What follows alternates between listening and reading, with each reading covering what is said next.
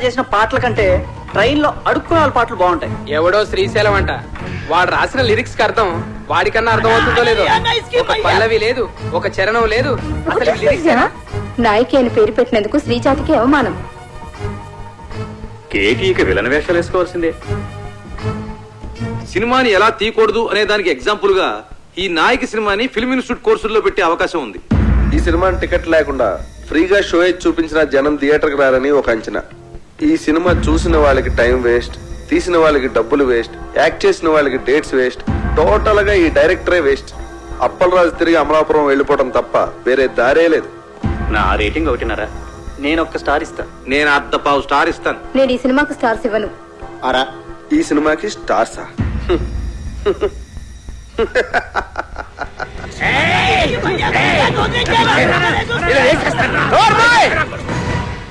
వాళ్ళు మాట్లాడిన దాంట్లో తప్ప